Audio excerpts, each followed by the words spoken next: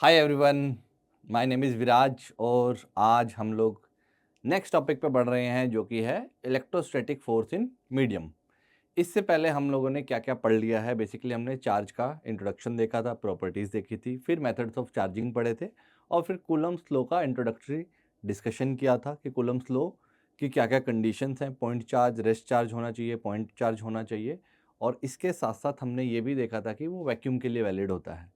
अब हम देख रहे हैं कि अगर दो चार्जेस के बीच में ऐसा कोई मीडियम इंट्रोड्यूस कर दिया जाए, कुछ मीडियम ले लीजिए जो कि कोई डाइलेक्ट्रिक मीडियम है। डाइलेक्ट्रिक मीडियम मतलब एक नॉन कंडक्टिंग मीडियम हो सकता है, वो प्योर वाटर भी हो सकता है बिकॉज प्योर वाटर कंडक्टर नहीं होता है। ठीक है, यहाँ पे कोई आपने मीडियम ले लिया और उसमें दो चार्जेस को प्लेस कर दिया, वही Q1 और Q2 चार्ज हैं। ठीक है, इनके बीच में सेपरेशन ले लीजिए, ये होगा।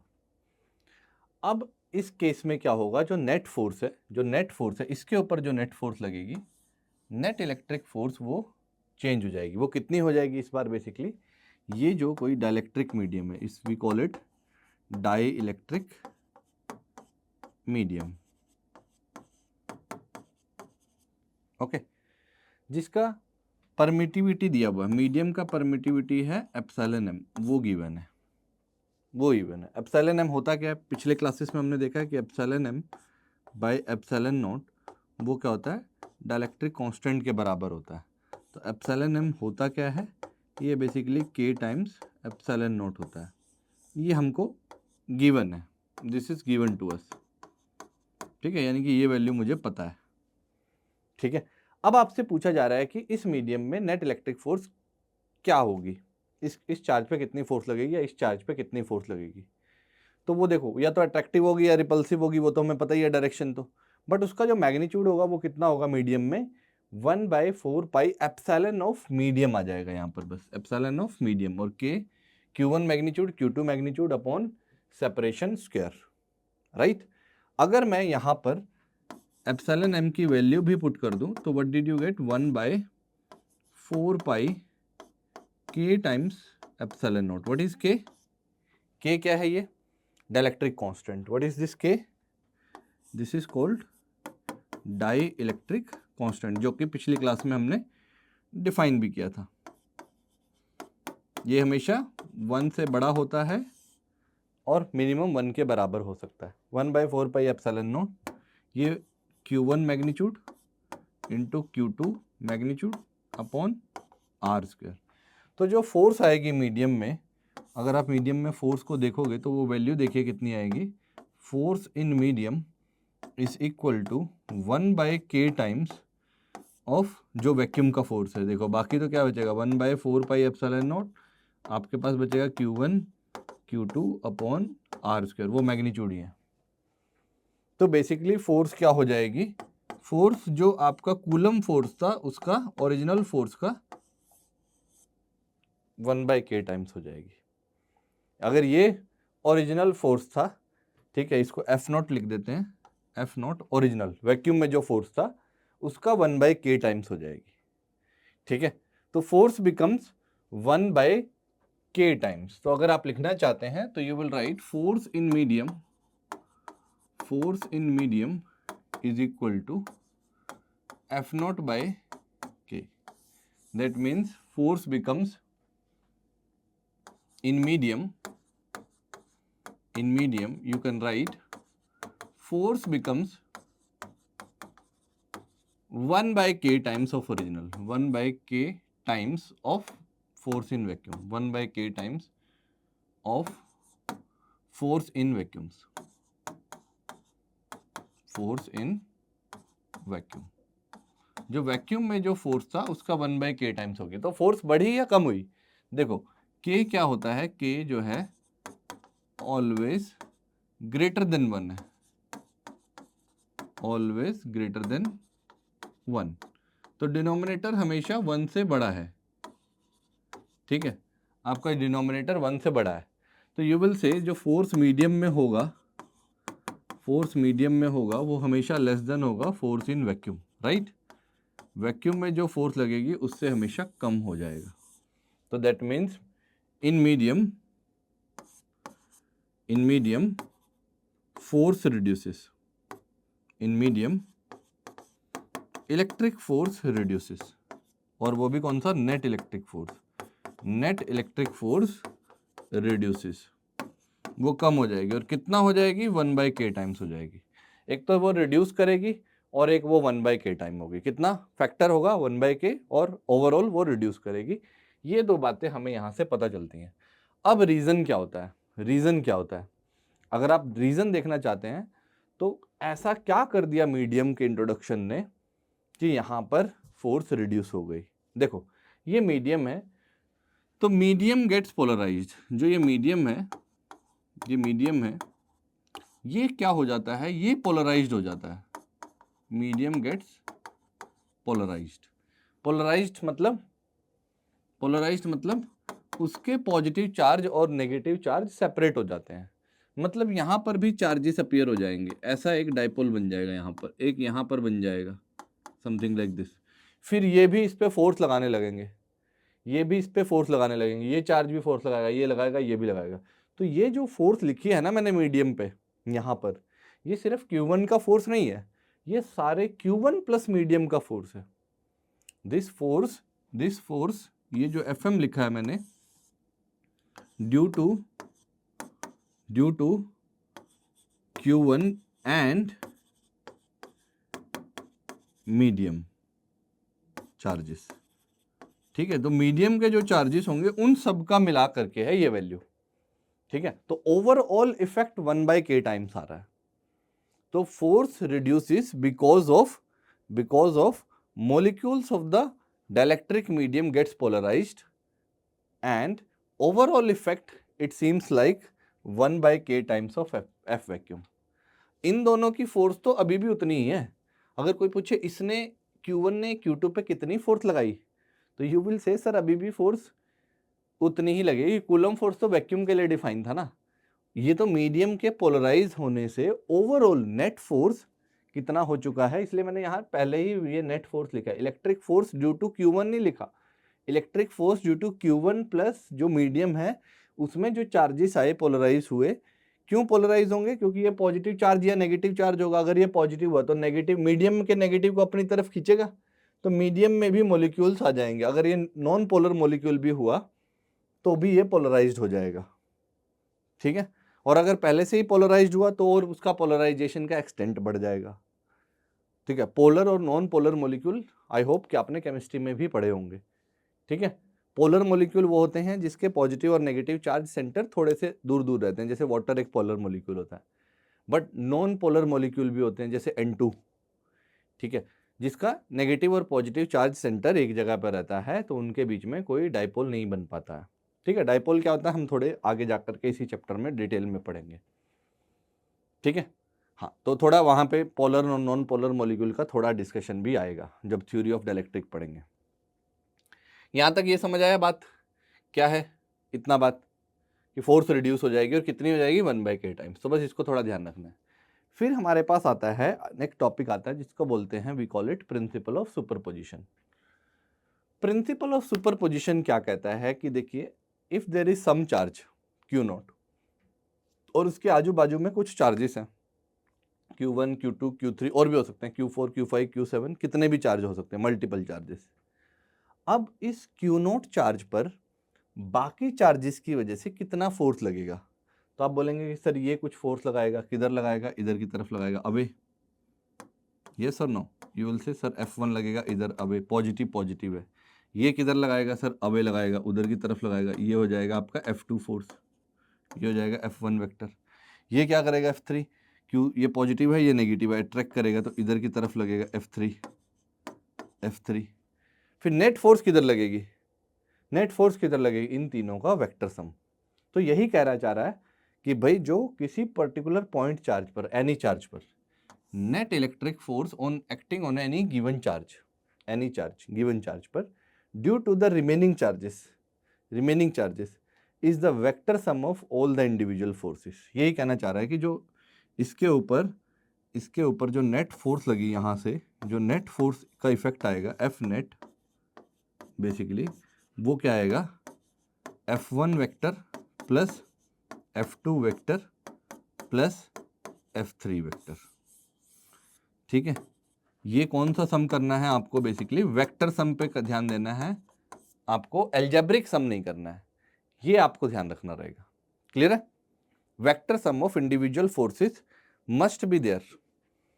ठीक है, that is called superposition principle. इसके इफेक्ट को सुपरपोज किया, इसके क्यों किया, इसके क्यों किया, तो सारे को इफेक्ट को सुपरपोज कर दिया, मतलब सबकी फोर्सेस लिख दी, वेक्टर फॉर्म में लिख दी और सबको वेक्टर फॉर्म में ही ऐड कर दिया। That is called principal of superposition. और वेक्टर सम आई थिंक आपको आना चाहिए। वेक्टर सम कैसे करते हो? दो वेक्टर को ऐड करने के लिए इन दोनों को कैसे ऐड करोगे? ट्रायंगल लो या पैरेललोग्राम लो, फिर उसका रिजल्टेंट आएगा, उसको इसके साथ ऐड करोगे, ट्रायंगल लो या पैरेललोग्राम लो, that is up to you. कैसे आपको ऐड करना चाहते हो वो सिर्फ और सिर्फ आपका अपना डिस्क्रिप्शन है, कौन से लो यूज करना चाहते हो, बस वेक्टर सम अल्टीमेटली आपको परफॉर्म करना चाहिए। ठीक है, जैसे एक एग्जांपल से देखते हैं। सर एक एग्जांपल से समझा दीजिए। मैंने पूछा, क्या पूछा है देखिए, एक क्यू नोट चार्ज है, इधर माइनस क्यू नोट चार्ज है और उधर 2 क्यू नोट का चार्ज है। आपको चार्जेस गिवन है सिस्टम के अंदर। अब आपसे पूछा गया क्वेश्चन में कि find the force acting on minus Q naught charge due to the remaining 2 charges. ये हैं इक्विलेटरल ट्रायंगल पर रखे हुए हैं, तो आपको बताना है कि इसके ऊपर कितनी फोर्स लगी। कौन से चार्ज के ऊपर? इस चार्ज के ऊपर, माइनस क्यू नोट के ऊपर। तो देखते हैं ये क्या करेगा, इसको अट्रैक्ट करेगा इधर की तरफ, तो इधर की तरफ एक फोर्स लगेगी। कितनी फोर्स लगेगी सर? बोल दीजिए, इसको F1 बोल दीजिए। कितना लगेगा ये? K Q1 कितना है? 2 क्यू नोट। दूसरा चार्ज कितना है? मैग्नीट्यूड ही लेना है, क्यू नोट अपॉन ए स्क्वायर, राइट। तो you will right sir it would be 2K मतलब 1/4 पाई एप्सिलॉन नॉट वाला है, Q note square by A square. ये इतना फोर्स आ गया F1। ये किधर डायरेक्शन में लग रहा है? पर इधर डायरेक्शन में लग रहा है। ये क्या करेगा? ये भी उसको अट्रैक्ट करेगा, इधर की तरफ करेगा। सर यहाँ नेगेटिव नहीं आएगा, ये माइनस साइन था ना, नहीं, यहाँ सिर्फ मोड आता है, ये ध्यान रखना, सिर्फ मोड ही पुट करना है। ये तो पॉजिटिव ही है तो पॉजिटिव रखा, नेगेटिव वाले का भी मोड पुट करना है सिर्फ। यहाँ पे क्या आएगा? F2 आएगा सर। कितना आएगा sir? K Q note into Q note, Q note into Q note square हो जाएगा और डिवाइड बाय में ए स्क्वायर हो जाएगा, तो ये आ जाएगी फोर्स। तो ये कितना है? इसका डबल ही लग रही है, तो मतलब देखो इधर की तरफ इसको कुछ बोल दीजिए, इसको कुछ एफ नोट बोल दो, तो ये कितना हो जाएगा? ये बेसिकली 2F नोट हो जाएगा, ये 2F नोट हो जाएगा। अगर ये मेरा F नोट है, वो मैंने अज्यूम कर लिया, ये इसको F नोट बोल दिया तो वो 2F नोट हो जाएगा। तो बेसिकली आपके पास दो ही फोर्स हैं। कौन कौन सी फोर्स है? एक फोर्स इधर लग रही है, this is your 2F note, F note की वैल्यू लास्ट में पुट कर देंगे, और इधर की तरफ कितना लग रहा है? F note. खुद तो खुद पे चार्ज नहीं, फोर्स नहीं लगाएगा, दूसरे चार्जेस ही फोर्स लगाते हैं। डायरेक्शन मैंने कहाँ से ली? आई हैव एन इंट्यूशन की अट्रैक्ट करते हैं और ये भी अट्रैक्ट करते हैं। ठीक है, तो मैंने डायरेक्शन अपने इंट्यूशन से ही ले लिया। देन यहाँ पे एंगल कितना है? 60 डिग्री, ये हो गया मेरा थीटा।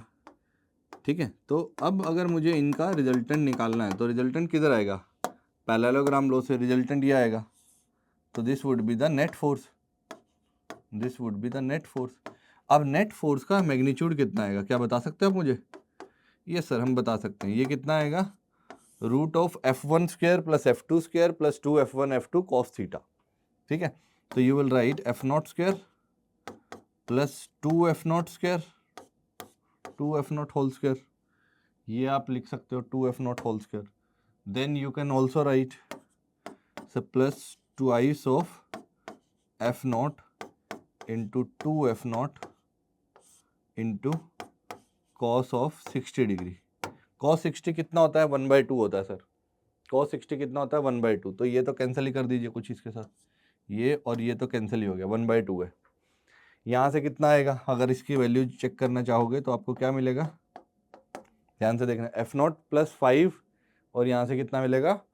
2 और मिलेगा, तो कितना आ जाएगा? √7 F नॉट स्क्वायर, और इसको कॉमन लेंगे √7 और वो बाहर चला जाएगा, F नॉट बाहर चला जाएगा, तो √7 F नॉट आएगा। यहाँ स्क्वायर था तो स्क्वायर से बाहर चला जाएगा, तो वैल्यू कितनी आई? F नॉट प्लस 4, यहाँ से आएगा 1 प्लस 4 और प्लस यहाँ से 2 और ज़्यादा, तो 7, 5 प्लस 7, 7 रूट में रह गया और F नॉट बाहर चला गया। और F नॉट की वैल्यू कितनी है वो यहाँ दी हुई है, देखो।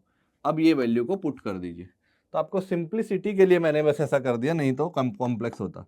तो आप इसमें पुट कर सकते हैं लास्ट में √7 को, यहाँ पर वैल्यू पुट कर दीजिए k Q0 square upon a square. तो ये मेरा नेट फोर्स का मैग्नीट्यूड आ जाएगा, एटलीस्ट मैग्नीट्यूड आएगा। What is the net force acting on this, और डायरेक्शन क्या होगी, इधर की तरफ होगी। वो भी निकाल सकते हो अगर निकालना चाहो तो वेक्टर सम से। आपको रिजल्टेंट वेक्टर के डायरेक्शन का फॉर्मूला भी पता होता है कि वो कितना होता है, b sin theta upon a plus b cos theta, वो भी यूज कर सकते हो आप। ठीक है, तो प्लीज रिमेंबर कि आप इस तरीके से क्या करिए, लास्ट तक शुरू में वैल्यू जो है उसको छोटा ही रखिए, कुछ एज्यूम कर लीजिए किसी चीज को, ताकि आपके मल्टीपल आसान रहे पुट करना, वैल्यूज को पुट करना आपके लिए आसान रहे, और ओवरऑल आप इसको कंक्लूड अच्छे से कर पाए। ठीक है, तो इतनी बातें आपको एक बार में समझनी पड़ेंगी। Got it? आगे चलते हैं, अगला क्वेश्चन देखते हैं। नेक्स्ट क्वेश्चन देखते हैं। देखिए जी, the next question is where should a third charge be place. एक सिस्टम दिया हुआ है, +16 कूलम, -4 कूलम, 6 मीटर का डिस्टेंस है। They are asking where should a third charge be placed as that so that net force on the entire system becomes 0. Also find the value of the third charge. तो देखो question बहुत अच्छा है। Question बोल रहा है कि यहाँ पे हम कहाँ पे तीसरा चार्ज रखेंगे, स्पेस में कौन सा ऐसा पॉइंट होगा जहाँ पे हम तीसरा चार्ज रखें, और सारा सिस्टम मतलब ये चार्ज और ये +16 -4 और जो तीसरा चार्ज है वो भी, सबके ऊपर नेट फोर्स 0 हो जाए। ठीक है, सबके ऊपर नेट फोर्स 0 हो जाए, तो कहाँ पर रखना पड़ेगा। और दूसरी चीज मुझे ये भी बतानी है कि उसकी वैल्यू क्या होगी, विद साइन के साथ बतानी है कि उसकी वैल्यू कितनी होगी। तो अगर आपको स्टार्ट करना है, देखो बहुत लॉजिकल, अब आपको लॉजिक बिल्ड करना शुरू करना होगा कि सर इसको सोचेंगे कैसे, सोचना कैसे शुरू करना होगा। आप पहले कोई एक रैंडम पॉइंट लो। ठीक है, आप बोलिए कि सर मैं यहाँ पे रख दूंगा चार्ज को, यहाँ पे रख दूंगा। ठीक है, यहाँ पे अगर आपने एक चार्ज को रख दिया तो ये क्या करेगा, उसको मान लीजिए, और साइन कुछ लेना पड़ेगा फिर आपको, पॉजिटिव या नेगेटिव। ठीक है, मान लो कि आपने पॉजिटिव चार्ज ले लिया, इधर पॉजिटिव चार्ज और यहाँ पर रख दिया, तो ये क्या करेगा, ये उसको अट्रैक्ट करेगा और ये उसको रिपेल करेगा। क्या ये दोनों फोर्स एक दूसरे को कैंसिल कर सकती हैं? इक्वल एंड अपोजिट तो हो ही नहीं सकती ना कभी फोर्स। ये उसको अट्रैक्ट कर रहा है और ये उसको रिपेल कर रहा है। तो आप बोलेंगे कि यहाँ नहीं रख सकते, तो कहीं पे भी नहीं रख सकते, मतलब बाहर तो कहीं नहीं रख सकते, क्योंकि फोर्सेस इक्वल एंड अपोजिट कभी आएंगे ही नहीं। इक्वल एंड अपोजिट कैसे आ सकते हैं, मतलब एक फोर्स इधर है तो दूसरी उसके अपोजिट होनी चाहिए। अगर फोर्सेस ऐसे आ रही हैं तो इनका तो क्या होगा, वेक्टर सम हो जाएगा। फोर्सेस कहीं पे भी जाओ, अगर वो दोनों इक्वल एंड अपोजिट नहीं आ रही हैं तो यहाँ नहीं रख सकते। सर क्या फिर इनके बीच में रख सकते हैं? पहली बात की बाहर कहीं नहीं रखेंगे। सर लाइन ज्वाइनिंग कर दें, अगर ज्वाइनिंग लाइन पे ही रख दें कहीं पे, तो यहाँ चेक कर लेते हैं। मान लीजिए यहाँ रख दिया आपने, यहाँ रख दिया, यहाँ पे +Q0 एक चार्ज रख दिया। एज्यूम कर रहा हूँ, साइन भी मैंने एज्यूम किया, प्लस भी और Q0 भी। तो इस केस में क्या होगा, ये क्या करेगा, इसको पहले तो ये रिपेल करेगा, ये F16 तो रिपेल करेगा, और ये क्या करेगा, ये उसको अट्रैक्ट करेगा। तो ये तो ऐड हो जाएंगे, कैंसिल हो जाएंगे, तो ये तो नहीं हो सकता। सर माइनस साइन होता तो क्या होता, ये अट्रैक्ट करता, ये रिपेल करता, तब भी डायरेक्शन तो सेम ही रहती, मतलब बीच में भी नहीं रख सकते। तो एक और लॉजिक खत्म हो गया कि बीच में भी नहीं रखा जाएगा क्योंकि फोर्स ऐड हो जा रही है। फिर कहाँ रखें सर, फिर कहाँ रखें? तो कोई बोलेगा कि सर देखो यहाँ पर भी रख सकते हैं, इधर साइड रख सकते हैं। ये लाइन जो है बेस लाइन पर ही रखेंगे, ये जो बेस लाइन है इसी पर रखते हैं, बट बाहर की तरफ रखते हैं, बाहर की तरफ रखते हैं। बाहर की तरफ दो ऑप्शन है, इधर रखें कि इधर रखें। अगर आप यहाँ पर रखते हो +Q0, एक यहाँ रख लेते हैं, तो ये क्या करेगा, उसको रिपेल करेगा, ये रिपेल करेगा, तो ये F16 की फोर्स आएगी इधर, और वो क्या करेगा, इसको अट्रैक्ट करेगा, इधर की तरफ फोर्स आएगी, तो ये आएगी F-4 वाली अट्रैक्शन आएगा इधर की तरफ। कौन सी फोर्स बड़ी होगी? देखो इसका तो डिस्टेंस भी कम है, इसका तो डिस्टेंस भी कम है, मान लीजिए x है, तो उसका कितना होगा? तो सेपरेशन अगर ज़्यादा हुआ तो उसकी फोर्स तो कम ही हो जाएगी, और उसका तो मैग्नीट्यूड भी कम है। ठीक है, तो देखो फोर्स, चार्ज जितना बड़ा होगा उतनी ज़्यादा फोर्स लगेगी, और सेपरेशन जितना कम होगा तब ज़्यादा फोर्स लगेगी। तो अभी तो देखो चार्ज भी इसका बड़ा है और सेपरेशन भी इसका कम है, तो ऑब्वियसली ये वेक्टर दोनों कभी कैंसिल करेंगे ही नहीं, क्योंकि 16 कूलम का जो फोर्स होगा वो तो ऑब्वियसली हमेशा ज्यादा होगा, ठीक है, क्यों? क्योंकि सेपरेशन भी कम है। तो आपका क्या होता है, force directly proportional to Q inversely proportional to R square होता है ना। तो चार्ज भी ज़्यादा है और सेपरेशन भी कम है, तो ये आर स्क्वायर भी ज़्यादा होगा, 1/r², ये वैल्यू भी ज़्यादा होगी टोटल। तो ओवरऑल क्या करेंगे, ये दोनों यहाँ पे भी कैंसिल नहीं होंगे। तो मतलब यहाँ पर भी नहीं रख सकते हो क्योंकि कैंसिल ही नहीं होंगे। आपने लॉजिक बिल्ड कर लिया अपना, ठीक है। फोर्स F16 का फोर्स ज़्यादा होगा, क्यों होगा? क्योंकि चार्ज ज़्यादा है और सेपरेशन कम है। उसका क्या है, चार्ज कम है और सेपरेशन भी ज़्यादा है, तो दोनों फोर्स को रिड्यूस कर रहे हैं और ये दोनों फैक्टर फोर्स को बढ़ा रहे हैं। तो इसकी फोर्स ज़्यादा होगी, इसकी फोर्स कम होगी, तो कभी फोर्स कैंसिल नहीं होगी, इक्विलिब्रियम में नहीं आ सकता। तो मतलब ये लोकेशन इधर की तरफ नहीं होगी, ये लोकेशन उधर हो सकती है। उधर क्या होगा, देखो, अगर आपने यहाँ रख दिया प्लस क्यू नोट रख दिया सपोज, और वो भी मेरा अजम्पशन ही है प्लस क्यू नोट भी, जो ये चार्ज होगा इधर की तरफ, देखो क्या करेंगे, इस पे फोर्स किधर लग सकती है, इस पे फोर्स इधर लगेगी, इस पे फोर्स इधर लगेगी। क्यों लगेगी सर इधर? क्योंकि देखो ये 16 का फोर्स F16 इधर लगेगा और F-4 इधर लगेगा, क्योंकि ये इसको अट्रैक्ट करेगा, ये इधर की तरफ लगेगा। अब इसके तो यहां से सेपरेशन जो है x है और वहां से कितना है, यहां से जो ये सेपरेशन है यहां तक का, ये 6 + x है। तो ये कभी कैंसिल करेंगे क्या? हाँ सर, अब कर सकते हैं, क्योंकि देखो चार्ज कम है तो सेपरेशन भी कम है, तो Q कम है बट सेपरेशन कम होने की वजह से फोर्स ज्यादा हो सकती है, तो ये वैल्यू, और यहाँ पे क्या है, चार्ज बड़ा है बट सेपरेशन कम है, तो इस बार इनके मैग्नीट्यूड एक दूसरे को कैंसिल कर सकते हैं, ठीक है। तो ये एक पर्पस निकल के आता है कि हाँ जी ये कैंसिल कर सकते हैं, ठीक है। अब देखते हैं कि इसकी वैल्यू क्या आएगी, क्यू नोट की वैल्यू क्या आएगी। मैंने तो अभी प्लस साइन मान लिया, तो मैंने मुझे लोकेशन ढूंढनी है सबसे पहले। तो मतलब मुझे ये पता है कि इसको क्या होना है, इक्विलिब्रियम में होना है, तो ये मेरी करेक्ट लोकेशन आ गई एक तो। अब क्या होना चाहिए, ये लोकेशन हमेशा छोटे वाले चार्ज के पास में आएगी, ये ध्यान रखना, जिधर छोटा चार्ज है इन दोनों में से जो चार्ज छोटा है उसके पास में आएगी, ठीक है। ये चार्ज किस पे है, इक्विलिब्रियम में है, क्योंकि सारा सिस्टम इक्विलिब्रियम में आना चाहिए, entire system is in equilibrium, सारे पे फोर्स 0 हो जाए। तो आप लिखोगे कि ये जो क्यू नोट है उसके ऊपर फोर्स 0 होनी चाहिए। For equilibrium of Q note you will से जो F16 है उसका जो मैग्नीट्यूड होगा और F जो -4 कूलम की फोर्स है उसका जो मैग्नीट्यूड होगा वो दोनों बराबर होंगे। कितने होंगे यहाँ से, इसका मैग्नीट्यूड कितना होगा, K 16 वाले का देख लो पहले, 16 वाले का लिखोगे K, एक चार्ज कितना है 16, दूसरा कितना है क्यू नोट, और सेपरेशन कितना है सर 6 + x है, तो you will write 6 + x whole square. यहाँ पे कितना है K, मैग्नीट्यूड कितना आएगा, साइन नहीं लेना होता कभी भी, फोर्स के फॉर्मूला में साइन नहीं लेना, so you will right 4 only, 4, और दूसरे वाले का कितना है क्यू नोट, और अपॉन में सेपरेशन कितना है x²। तो यहाँ से जब आप सोल्व करना शुरू करोगे तो you will right sir K तो कैंसिल हो जाएगा, क्यू नोट कैंसिल हो जाएगा। यहाँ से आपको एक टास्क अचीव होगा कि सर मुझे लोकेशन मिल जाएगी। लोकेशन कैसे मिल जाएगी, सो यू विल राइट 16/4 इधर ले आइए और 6 + x को उधर ले जाइए, ये आपका वैल्यू आ गया होल स्क्वायर। इसको जो है कैंसिल करिए, तो यहाँ पे बचेगा 4, उधर से रूट ले दीजिए तो रूट भी आ गया, तो 6/x + 1 ये भी बच गया। तो जब आप इसको सॉल्व करेंगे तो ये कितना है 2, उधर जाके माइनस हो गया तो उधर चला गया, तो ये वैल्यू कितनी आई सर, आप बोलेंगे 6/x जो है, यहाँ से अगर आप चेक करोगे तो यहाँ से मिलेगा 6/x और इधर मिलेगा 2 - 1, तो 6/x आपको 1 ही मिलेगा, तो मतलब x भी कितना आ जाएगा 6 मीटर आएगा, तो 6 मीटर दूर रखना पड़ेगा आपको।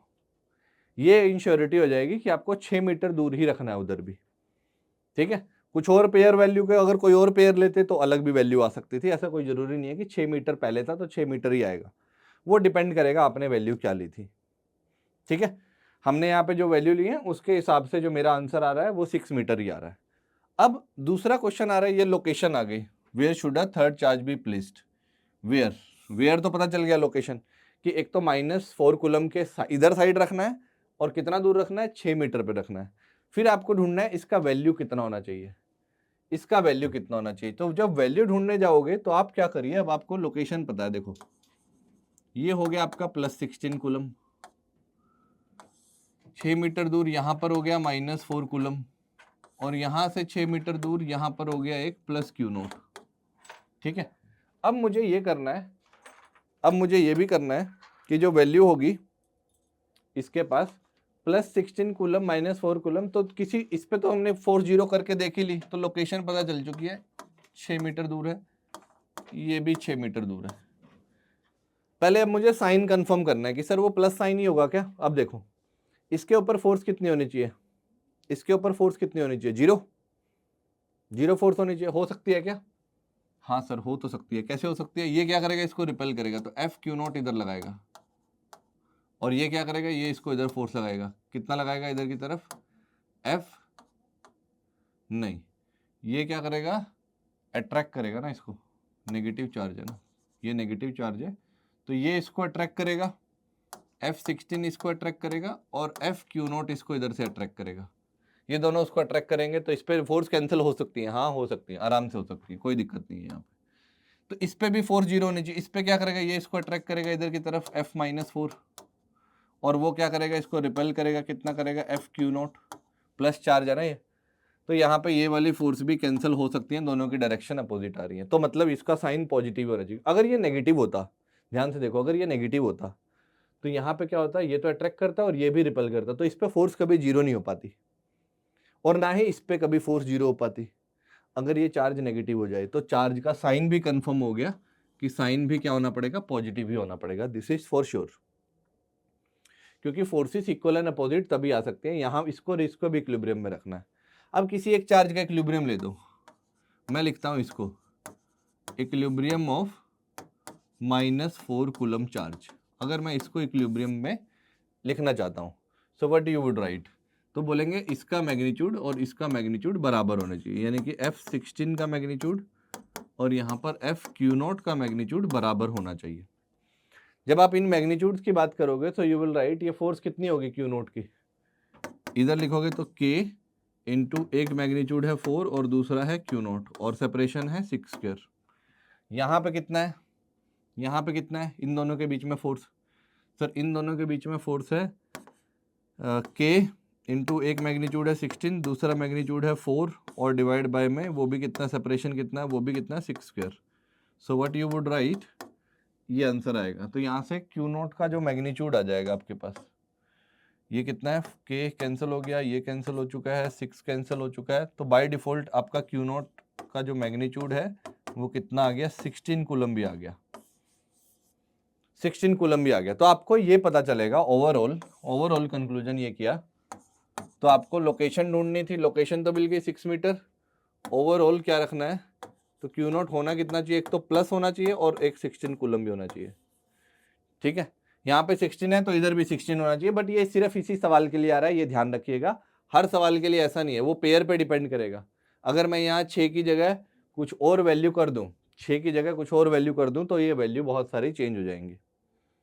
ठीक है, सारी वैल्यू अलग आ सकती हैं, तो आपको ये थोड़ा सा ध्यान रखना। क्वेश्चन कैसे करेंगे, इसका इक्विलिब्रियम लिखेंगे तो लोकेशन आएगी, और इसका इक्विलिब्रियम या किसी दूसरे चार्ज का इक्विलिब्रियम लिखेंगे तो आपके पास चार्ज का मैग्नीट्यूड भी आ जाएगा, और साइन आपको इंट्यूशन से ढूंढना पड़ेगा, पॉजिटिव और नेगेटिव क्या हो सकता है कि तीनों पे फोर्स कैंसिल करें, ऐसा साइन आपको लेना पड़ेगा। ठीक है, तो ये क्वेश्चन बहुत इंपॉर्टेंट है लोकेशन और दोनों चीज को जानने के लिए। एक और क्वेश्चन देखते हैं, ये है theoretical question, more than one correct है। ठीक है, हाँ ये एक्चुअली मुझे नोट में लिखवाना था, यही पॉइंट्स मैं सारे नोट्स में लिखवाता जो इसके आंसर है, बट उसको मैंने क्वेश्चन में कन्वर्ट करना बेटर समझा। ठीक है, देखिए क्वेश्चन समझिए, 3 point charges are in equilibrium under electrostatic force only. जैसे ये था 3 पॉइंट चार्ज थे, 1 2 और एक तीसरा जो रखा था, और वो सारे के सारे इलेक्ट्रोस्टैटिक इक्विलिब्रियम में है, मतलब सारे चार्जेस आर इन इक्विलिब्रियम, तो all the charges are in equilibrium, all particles, all the 3 charge particles are in equilibrium, मतलब सब पे नेट फोर्स 0 है। तो क्या होना चाहिए, तो पहले तो मैंने अभी आपको बताया था कि कोलिनियर होने चाहिए। एक कोलिनियर का मतलब होता है lie on the same line. Collinear का मतलब है lie on same line, lies on same line, उनको सेम लाइन पे होना पड़ेगा। तो यस, वो हमने चेक ही कर लिया था पिछले क्वेश्चन में ही कि क्यों उनको सेम लाइन पे, क्योंकि कहीं और अगर रख रहे हो तो फोर्सेस कैंसिल नहीं कर रही हैं। तो कहीं भी रखोगे चार्ज को तो उसी सेम लाइन पर आपको रखना पड़ेगा। दूसरा, all the charges can not have same magnitude. Yes true. क्यों? देखो, अगर आपने सेम लाइन पे रख दिया, यहाँ Q1 रख दिया, यहाँ पे Q2 रख दिया और यहाँ पे Q3 रख दिया, जैसा भी चार्ज हो, चलो साइन नहीं पता मुझे इसके, ये और ये, इनके सबके साइन सेम हो गए, तो क्या इस पे फोर्स जीरो हो सकती है? कभी इस पे फोर्स जीरो हो सकती है? नहीं सर, कभी भी नहीं हो सकती, क्योंकि ये उसको रिपेल करेगा और ये भी उसको रिपेल करेगा, तो ऑब्वियसली सेम साइन तो नहीं हो सकते। ठीक है, तो यहीं से पता चल जाएगा, किसी एक का तो साइन डिफर करना पड़ेगा। ठीक है, साइन भी नहीं सेम, ये भी नहीं हो सकते, can not have same sign, और मैग्नीट्यूड भी सेम नहीं हो सकते, क्योंकि फोर्स को कैंसिल होना है, इस पे फोर्स को कैंसिल होना है। तो देखो, यहाँ से यहाँ तक मान लीजिए ये डिस्टेंस है कुछ 12 मीटर, तो ये तो उससे ज़्यादा ही होगा, ये 15 ही होगा, तो इस पे फोर्स कितनी लगेगी? इस पे फोर्स कितनी लगेगी? सेम साइन नहीं हो सकते, मान लो सर ये कर देते हैं नेगेटिव, ठीक है, और इसमें से भी एक को नेगेटिव करना पड़ेगा ताकि फोर्स कैंसिल हो सके, ये एक नेगेटिव करना पड़ेगा, कोई एक को नेगेटिव कर दो, तो नेगेटिव नेगेटिव क्या करेंगे? रिपेल करेंगे, और ये नेगेटिव पॉजिटिव क्या करेंगे? अट्रैक्ट करेंगे। तो देखो, अगर ये सेपरेशन ज़्यादा है, तो मैग्नीट्यूड कम से भी काम चल जाएगा। नहीं, सेपरेशन अगर ज़्यादा है तो मैग्नीट्यूड ज़्यादा होना पड़ेगा, सेपरेशन अगर कम है, ये वाला सेपरेशन है, ये कम है, अगर 3 ही है तो, और वो 15 है, तो इसका मैग्नीट्यूड ज़्यादा होना पड़ेगा फोर्स को कैंसिल होने के लिए, क्योंकि जब सेपरेशन ज़्यादा होगा तो फोर्स बड़ी करने के लिए क्या करना पड़ेगा? मैग्नीट्यूड बड़ा करना पड़ेगा। तो फोर्स कैंसिल होने के लिए आपको ये पता चल जाएगा कि मैग्नीट्यूड भी इक्वल नहीं हो सकते। ठीक है, तो इक्विलिब्रियम, 3 चार्जेस के इक्विलिब्रियम के लिए उनके सेम मैग्नीट्यूड भी पॉसिबल नहीं है, सेम साइन भी पॉसिबल नहीं है, can not have same sign, ये भी आपको ध्यान रखना पड़ेगा। फिर इक्विलिब्रियम इज अनस्टेबल। हाँ जी, ये इक्विलिब्रियम अनस्टेबल है। अनस्टेबल क्यों है सर ये? क्योंकि अगर इस पार्टिकल को डिस्टर्ब कर दिया इधर से इधर थोड़ा सा, तो क्या पता स्टेबल भी हो जाए इक्विलिब्रियम। ठीक है, बट अगर इधर उधर डिस्टर्ब कर दिया, जैसे आपने इसको थोड़ा सा डिस्टर्ब इधर कर दिया, और आप सोचो कि अब ये वापस इधर आएगा, नहीं, फिर वो उधर चला जाएगा, तो हो सकता है किसी एक एक्स डायरेक्शन में इक्विलिब्रियम स्टेबल हो, बट आप सोचें एक्स वाई जेड सारे या 3D डायमेंशन में पूरा स्टेबल इक्विलिब्रियम होगा, नहीं, वैसा नहीं हो पाएगा अचीव। आपको क्या मिलेगा? किसी यूनिडायरेक्शनल इक्विलिब्रियम मिल सकता है, ओवरऑल इक्विलिब्रियम नहीं मिल सकता है। तो स्टेबल इक्विलिब्रियम ओवरऑल तो आप इसको नहीं बोल पाओगे, तो अनस्टेबल इक्विलिब्रियम ही मिलेगा, राइट? हाँ, तो प्लीज इन चारों बातों का ध्यान रखना, ये चारों के चारों ऑप्शन करेक्ट ही हैं, तो all are correct. So you need to remember this points as note also, ये आपके एक नोट का पॉइंट ही है जो आपको ध्यान रखना पड़ेगा, क्योंकि ये पूछे भी जा चुके हैं एग्जाम में ऑलरेडी, राइट? तो प्लीज रिमेंबर दीज पॉइंट्स। फिर आपके पास एक क्वेश्चन आता है, ये जेई 2025 इसी साल आपके पेपर में जो है, जेई वाले पेपर में आया था। ठीक है, और नीट का भी लेवल आपने देखा है, नीट का भी ऑलरेडी लेवल जेई मेंस तक क्या हो चुका है? क्रॉस हो चुका है। जेई मेंस, जेई एडवांस के क्वेश्चन आने लग गए हैं। तो जो 2026 के लिए प्रिपेयर कर रहे हैं, जो है वो जेई मेंस के हों, उनको तो करने ही पड़ेंगे अपने पीवाईक्यू, बट जो नीट वाले हैं उनको भी जेई मेंस के पीवाईक्यू इस साल करके जाने पड़ेंगे। ठीक है, so please remember, 3 identical charge ball each of charge 2 coulomb are suspended from a common point P by silk thread of 2 meter each। ये देखो, ये 3 चार्ज बॉल है, तो यहाँ पर है एक चार्ज बॉल इधर है, एक चार्ज बॉल इधर है, और एक चार्ज बॉल इधर है। ठीक है, they form an equilateral triangle, ये इक्विलेटरल ट्रायंगल भी बना रहे हैं, 1 1 1 बेस पे एक इक्विलेटरल ट्रायंगल बन रहा है। The ratio of the net force on charged ball due to the force between any two charge ball would be. Net force का रेशियो बताइए, मतलब इस पे जो इन दोनों की फोर्स है और नेट फोर्स का रेशियो बताना है, ये आपको बताना पड़ेगा। मतलब देखो, इन दो ratio of the net force का रेशियो बताना है on charge ball between any two charge ball will be. ठीक है, किसके साथ बताना है? Between any two charge ball, force between any two charge. Net force और force between any two charge, उन दोनों का रेशियो बताना है। मतलब कि जैसे कि मैंने ये बताना चाह रहा हूं मैं, इस पे कितनी फोर्स लगेगी सर, देखो एक तो इधर की तरफ लगेगी ये वाली, इधर की तरफ कितना फोर्स लगेगा, ये लगेगा F, मान लीजिए इसको कितना लगेगा F। ये आइडेंटिकल चार्ज है तो ये मान लीजिए Q है चार्ज, ये चार्ज भी क्या है, Q है, और ये चार्ज भी Q है, तो ये कितनी फोर्स लगेगी, तो you will right sir K into Q square upon 1 square, तो बेसिकली कितना आएगा K Q स्क्वायर, ये फोर्स लगेगी। अवे सेम चार्ज है, सिमिलर आइडेंटिकल चार्ज। फिर आपके पास दूसरा पूछा कि सर इन दोनों पे कितनी लगेगी, तो नेट फोर्स निकालो इसके ऊपर, तो ये एक और इधर लगेगी, ये भी इधर लगाएगा, ये भी कितना आएगा मैग्नीट्यूड वाइज, तो F ही आएगा, वो भी उसका मैग्नीट्यूड तो कितना होगा, वही होगा जो इसका मैग्नीट्यूड होगा, क्योंकि सेपरेशन भी सेम है, चार्जेस भी सेम है, तो 1 स्क्वायर तो कितना आएगा, you will right sir K Q square, इतना ही वैल्यू बचेगा। और नेट फोर्स कितना आएगा, नेट कितना आएगा सर, नेट इन दोनों का वेक्टर सम आएगा, राइट, नेट इन दोनों का वेक्टर सम आएगा, इसी प्लेन में आएगा, बट क्योंकि ये एंगल 60 डिग्री है, ये एंगल 60 डिग्री है, तो ये एंगल भी 60 डिग्री होगा, ये एंगल भी 60 डिग्री होगा, और नेट फोर्स इधर की तरफ मिलेगी आपको F नेट, ये आ जाएगा आपका F नेट। तो वो पूछ रहा है F नेट और F का रेशियो बताओ, मतलब आपको जो आंसर निकालना है, you need to find out F net magnitude upon F, जो ये मैग्नीट्यूड है, इन दोनों का रेशियो बताइए, नेट फोर्स और एनी टू चार्जेस के बीच में। तो देखो आपको जब ये पता चल चुका है ये F नेट है, तो इसके वैल्यू ढूंढने की तो आसानी हो जाएगी, वेक्टर सम लगा दीजिए, F नेट कितना होगा, root of F square plus 2, ये आ जाएगा F square plus 2 into cos of 60 degree, और कॉस 60 तो 2 से कैंसिल ही हो जाता है, 1/2 ही होता है, तो what you would write sir, जो F नेट होगा मेरे पास, F नेट का जो वैल्यू होगा वो कितना आ जाएगा, √3F आ जाएगा, √3F आ जाएगा, और इनका रेशियो कितना आ जाएगा फिर, तो you will right sir F net by F जो है वो मेरे पास √3/1 आ जाएगा। तो आंसर जो है बेसिकली वो √3/1 है। So option number A B C D आना चाहिए, यहाँ पे C और D आना चाहिए, डेल्टा नहीं D। ये वैल्यू आपके पास मिल जाएगी ABCD में, √3:1 का जो है ये रेशो आ जाएगा। तो थोड़ा सा देखो ज्योमेट्रिकली आपको सोचना पड़ेगा क्या करना है, ये इस प्लेन में रहेंगे, ये सारे का सारा चीजें इस प्लेन में हो रही हैं, ये जो बेस वाला जो प्लेन है, बेस वाला जो ट्रायंगल है, उस प्लेन में एक फोर्स इधर लग रही है और एक फोर्स इधर लग रही है, और आपको ये ऐसे थोड़ा सा टिल्टेड में दिखा रहा हूँ यहाँ पर, और इनके बीच एंगल कितना है, 60 डिग्री का एंगल है यहाँ पर, तो आपको क्या मिलेगा, F और उधर कितना मिल रहा है, √3F, तो √3F/F इज √3/1, ठीक है, ऐसा आपको एक सॉल्यूशन देखने को मिल रहा है।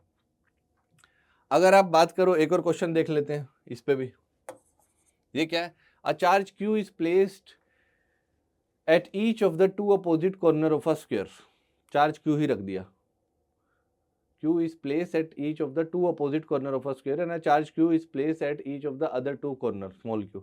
If the resultant force on each charge Q is 0, then find the ratio। देखिए आपको उस पर फोर्स 0 करनी है, देख लेते हैं जी, डायग्राम बनेगा तो आई थिंक क्लियर हो जाएगा। आपको एक स्क्वायर दिया हुआ है, तो जो दो अपोजिट कॉर्नर है, यहाँ पे Q चार्ज रखा है, ठीक है, and charge Q is place at each other 2 corner, तो जो बाकी 2 कॉर्नर है यहाँ पर और यहाँ पर -Q चार्ज रखा है, यहाँ भी -Q चार्ज रखा है, तो क्या करेगा, पहले तो ये देखो इनके फोर्सेस कैसे कैंसिल हो सकते हैं, इसको मुझे क्या करना है, इसके ऊपर नेट फोर्स 0 करनी है, मतलब मुझे ये बताना है कि दिस इज इन इक्विलिब्रियम, मुझे ये पता है कि ये मेरा इक्विलिब्रियम में करना पड़ेगा, मुझे यहाँ पे इसके ऊपर इक्विलिब्रियम करना है, ये नेट फोर्स 0 करनी है। तो होगा क्या, देखो अगर ये सारे सेम चार्ज हुए तो ये क्या करेगा, रिपेल करेगा, ये रिपेल करेगा, ये भी रिपेल करेगा, तो कैंसिल हो ही नहीं सकते, मतलब कि देखो इसको नेगेटिव होना पड़ेगा और इसको पॉजिटिव होना पड़ेगा, मतलब इनके साइन तो क्या होंगे, ऑलमोस्ट अपोजिट ही होंगे, तभी ये पॉसिबल हो सकता है। नहीं तो क्या करेंगे, ये तीनों रिपेल करेंगे, वो तो भाग जाएगा, कैंसिल कैसे होंगी फोर्स, जब ये दोनों अट्रैक्ट करें और ये उसको रिपेल करें, तब पॉसिबिलिटी बनती है। कैसे बनती है अब देख लेते हैं। वो ये क्या करेगा, इसको अट्रैक्ट करेगा, इधर फोर्स लगेगी F, तो ये क्या करेगा, अट्रैक्ट करेगा, तो इधर भी फोर्स लगेगी F, राइट। इन दोनों का जो मैग्नीट्यूड तो बराबर होंगे, तो इन दोनों की जो इधर फोर्स लगेगी वो कितनी लगेगी, √2F, क्योंकि 90 डिग्री एंगल है, तो A² + B² under the root. तो आपके पास √2F का फोर्स आ जाएगा जो यहां से मिलेगा। अब ये क्या करेगा, ये इसको रिपेल करेगा इधर डायरेक्शन में, तो ये जो है F ड्यू टू -Q होगी, -Q का जो फोर्स लगेगा। अब डिस्टेंस भी चेक कर लेते हैं कि सर ये डिस्टेंस तो A है, ये सेपरेशन भी A है, तो ये वाला भी A ही होगा, तो यहाँ से यहाँ तक का सेपरेशन कितना होगा, ये वाला सेपरेशन अगर इधर से देखें तो √2A होगा, ये सेपरेशन √2A होगा। तो यानी कि मुझे क्या करना है, इनकी फोर्सेस को बैलेंस करने के लिए इसके ऊपर नेट फोर्स 0 करनी है, तो you will write F due to -Q, इसका जो मैग्नीट्यूड होगा, और √2F इसका जो मैग्नीट्यूड होगा, वो दोनों बराबर होने चाहिए। √2F कैंसिल होना चाहिए। F है क्या, F है क्या सर, ये तो है K capital Q small q upon A², और ये कितना है, ये वैल्यू कितनी होगी सर, यहाँ पे डिस्टेंस हो जाएगा हमारा कितना, दोनों Q चार्ज है और √2A का डिस्टेंस है, तो you will write K Q1 magnitude Q2 magnitude, sign नहीं, सिर्फ मैग्नीट्यूड पुट करने हैं, अपॉन √2A होल स्क्वायर। एक ये आ गया, इसकी वैल्यू आई, √2 तो पहले से ही था, फिर इसकी वैल्यू मुझे पुट करनी है ये वाले चार्ज की सिर्फ, तो कितनी पुट करूंगा, K into capital Q small q upon में A², ये पुट करोगे आप। तो जब आप इन दोनों को कैंसिल करने जाओगे तो यस, आपका आंसर K कैंसिल हो चुका है, Q कैंसिल हो चुका है, तो आपको क्या मिलेगा, कैपिटल Q और इसके मैग्नीट्यूड का रेशो मिलेगा, यहाँ से A² भी कैंसिल हो जाएगा। तो अगर आप इसको थोड़ा सा और सिंप्लीफाई कर लो तो मैं बता देता हूँ, तो Q इंटू 2A², यहाँ से क्या मिल रहा है, √2Q बाय A², तो A² यहाँ से भी कैंसिल हो जाएगा आपका। What did you gate apart from this sir, यहाँ से हमें मिलेगा Q, ये मैग्नीट्यूड है बेसिकली, ये ध्यान रखना मैग्नीट्यूड है ये सब, तो Q मैग्नीट्यूड जो है, और √2 के साथ उसका कैसा आ रहा है, 2√2 कैपिटल Q मैग्नीट्यूड, और साइन क्या है, साइन अपोजिट होंगे, मतलब इधर से जो साइन मिल रहा है आपको, जस्ट अ मिनट, इसको थोड़ा सा इधर लिखना पड़ेगा, यस, तो यहाँ पर आपके जो वैल्यू आ रही है वो ऐसे आ रही है, ये है, ये तो मैग्नीट्यूड का रिलेशन है, this is a relation of their magnitude.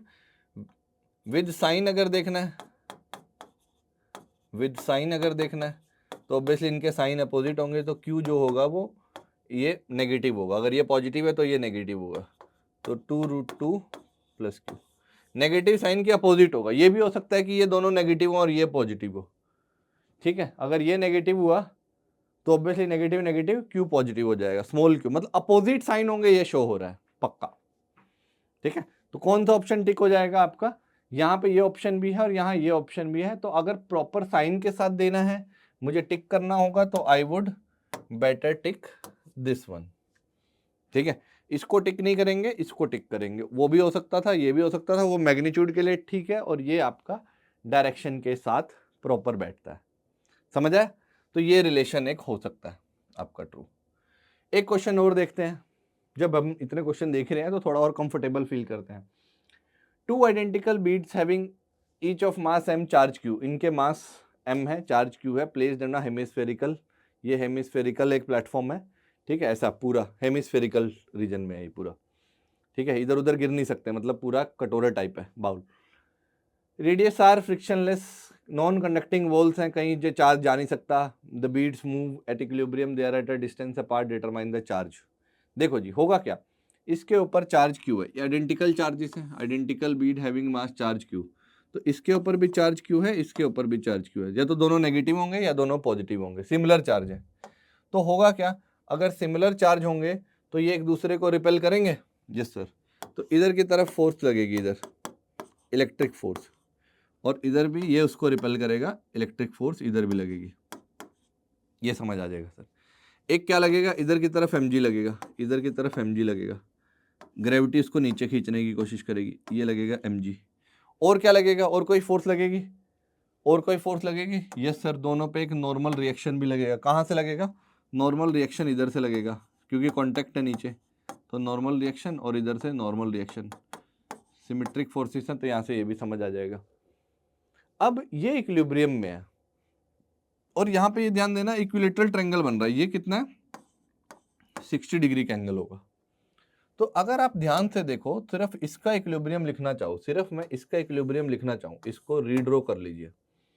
Sir आपने बोला कि इधर पे एक डायरेक्शन पे फोर्स लग रही है नॉर्मल, इधर लग रहा है इलेक्ट्रिक फोर्स और इधर पे लग रहा है mg, यही लग रहा है, यही पॉसिबल है। बट क्वेश्चन डरावना है, दिख रहा है नहीं, बहुत आसान है। और ये एंगल मुझे पता है 60 डिग्री है, ये भी पता है। ये वैल्यू बता दो कितनी आएगी। इलेक्ट्रिक फोर्स होगी सर के यानी कि 1/4πε0 जो वैल्यू रहती है के इंटू चार्ज कितना है q into Q upon separation कितना है दोनों के बीच, r दिख रहा है तो r², mg नीचे लग गया। नॉर्मल रिएक्शन कितनी आएगी? नॉर्मल रिएक्शन कितनी आएगी सर? नॉर्मल रिएक्शन भी हम बता सकते हैं आसानी से, इधर की तरफ कंपोनेंट ले लें नॉर्मल का, तो इधर की तरफ आ जाएगा सर नॉर्मल का कंपोनेंट n cos 60, और इधर की तरफ ले लेते हैं तो कितना आ जाएगा n sin 60। अब इसको भूल जाओ क्योंकि कंपोनेंट हमने इसके ले ही लिए। तो अब अगर ये इक्विलिब्रियम में लिखना है, इसका मुझे क्या लिखना है? Equilibrium, equilibrium means equilibrium. तो यानी कि ये दोनों फोर्स एक दूसरे को क्या करें? ये दोनों फोर्स एक दूसरे को बैलेंस करें और ये दोनों फोर्स एक दूसरे को बैलेंस करें, ये तभी पॉसिबल हो सकता है। तो यू विल राइट जो n sin 60 है वो किसको बैलेंस करे? आपका n sin 60 जो होगा वो किसको बैलेंस करेगा? mg को बैलेंस करेगा। n sin 60 should be equal to mg, और इसका मतलब n cos 60 किसको बैलेंस करे? n cos 60 should be equal to what? k into Q square upon R square, इसको बैलेंस करे। दोनों का रेशो ले दो, n तो नहीं निकालना, चार्ज निकालना है, तो n को हटा देते हैं, इन दोनों का क्या ले दीजिए? रेशो ले दीजिए, रेशो लीजिए। अगर जब रेशो फाइंड करेंगे so what did you gate? n और n तो कैंसिल हो जाएगा, n और n कैंसिल होएगा तो कितना बचेगा? सिर्फ टेंजेंट 60 बचेगा। देखो n और n कैंसिल, रेशो कर रहे हैं, इसको डिवाइड कीजिए और इसको डिवाइड कीजिए, तो n और n कैंसिल हो गया तो क्या बचा? साइन 60 अपॉन cos 60 कितना बचा? टेंजेंट 60, और इधर कितना बचेगा? mg upon K Q square upon R square. ठीक है, ये कितना आएगा सर? ये आ जाएगा √3 होता है, ये आर स्क्वायर ऊपर चला जाएगा, तो ये कितना आएगा? mg आर स्क्वायर अपॉन वही के क्यू स्क्वायर। ठीक है, इसकी वैल्यू आ जाएगी। अगर मैं इसको थोड़ा सा सोल्व करूँ आगे ले जा करके, तो you will write Q square को इधर ले आइए sir, and you will write mg R square upon √3, और क्या था वो? के √3 के की वैल्यू भी पुट कर दो, mg आर स्क्वायर अपॉन √3, यहाँ से कितना मिलेगा आपको? के जो है 1/4πε0 होता है, के कितना होता है? 1/4πε0, ये न्यूमरेटर में चला जाएगा, तो you will write 4πε0 mg R square upon what? √3, ये वैल्यू आ जाएगी। और ये क्यू स्क्वायर है, तो क्यू कितना आएगा? उसको पूरे को अंडर रूट में पुट कर दीजिए, यानी कि under root of 4πε0 mg R square upon √3, ऐसा वैल्यू आ जाएगा। इसको अगर सिंप्लीफाई करना चाहते हो तो छोटा लिख लो, r को बाहर ले लो, 2 को बाहर ले लो, तो 2 बाहर चला गया 4 से, आर स्क्वायर से r बाहर चला गया, तो कितना बचा? इसमें जो वैल्यू बचेगी आपकी वो बचेगी πε0 mg अपॉन √3। तो ऐसे भी लिख सकते हो, यहाँ पर भी छोड़ सकते हो। तो ऐसे जो है आपके पास क्वेश्चंस देखने को मिलते हैं आपको बार बार। ठीक है, ये जो है टाइप ऑफ क्वेश्चंस हैं जो आप डिफरेंट सिचुएशंस में हैंडल कर सकते हो। क्लियर है? समझ आया? एक क्वेश्चन मैं आपको होमवर्क के लिए दे रहा हूं, बट मैं नेक्स्ट क्लास में कराऊंगा इसको जरूर। जो नेक्स्ट सेशन आएगा तो हमारा उस पर हम करेंगे इसको। क्वेश्चन को देखिए क्या है। ठीक है, ये लिखा है कि 2 identical balls each having a density rho are suspended from a common point by 2 insulating strings each of equal length. Both the balls have equal mass and charge. In equilibrium, charge each string makes an angle theta with the vertical, now both the balls are emerged in liquid, उनको बाद में liquid में डाल दिया। तो बोल रहा है angle remain same, does not change, density का रेशियो बताओ, find the dielectric constant of the medium. Density given है, रेशियो नहीं बताना। डेंसिटी दोनों लिक्विड के गिवन है, पहले हवा में था, बाद में उन दोनों को पानी में डाल दिया। पानी में डालने से क्या होगा, एक फोर्स रिड्यूस हो जाएगी, कौन सी, इलेक्ट्रोस्टैटिक फोर्स, और वही डाइलेक्ट्रिक कांस्टेंट है जो के आता ना F/K, वही के के बारे में पूछ रहा है। तो आप इसको ट्राई कीजिएगा, अच्छा क्वेश्चन है, बहुत अच्छा क्वेश्चन है, आप इसको ट्राई करने की कोशिश कीजिएगा। आपका जो आज हमारा पहला टॉपिक था इलेक्ट्रोस्टैटिक फोर्स इन मीडियम, उससे है लिंक्ड है, और काफ़ी अच्छे से क्लियर हो जाएगा टॉपिक। ट्राई कीजिएगा अच्छे से। आंसर नहीं बता रहा हूँ, जो भी आंसर आएगा, अगर आप ये वीडियो यूट्यूब पे देख रहे हैं तो आप जो है इस वीडियो पे कमेंट बॉक्स में इसको आंसर को बता दीजिएगा, ठीक है। Till then take care, bye bye, have fun. हम लोग मिलते हैं नेक्स्ट क्लास में। आई होप कि आपका तैयारी बहुत अच्छा चल रहा हो। मैं बहुत तबीयत से, बहुत आसान तरीके से आपको पढ़ाने की कोशिश कर रहा हूँ, और यही रेलेवेंट है, ठीक है। आपको हा हा ही बक बक नहीं करने हैं, आपको जेन्युइनली जो एग्ज़ाम के लिए जैसा पढ़ाना चाहिए, जैसा ऑफलाइन क्लासरूम सेटअप में पढ़ाया जाना चाहिए, ऑनलाइन में भी अगर आपको वही क्वालिटी मिल रही है तो that is best for you. Undisturbed हम इसको जो है लेके चल रहे हैं आपके लिए, और आपको अपने पूरी नीयत के साथ अच्छे तरीके से इसको ग्रास्प करना है, पढ़ना है, सारे एग्जाम्पल, सारे रिलेवेंट सबके नोट्स बनाने हैं, और यही प्रैक्टिस आपको बुक से फॉलो करनी है। Book you can have your material also, अगर आप किसी कोचिंग में एनरोल्ड हैं, अगर आप हमारे साथ पढ़ रहे हैं तो क्वांटा का मटेरियल आप सोल्व कर सकते हैं। अगर आपको कोई रेफरेंस बुक चाहिए तो HC वर्मा सोल्व कर सकते हैं, DC पांडे सोल्व कर सकते हैं, ठीक है। तो प्लीज़ जो है आप जल्दी से जल्दी अपनी बुक्स को जो है सोल्व करना शुरू कीजिए, एग्ज़ाम अच्छा होगा, ठीक है। Till then take care, bye bye, have fun.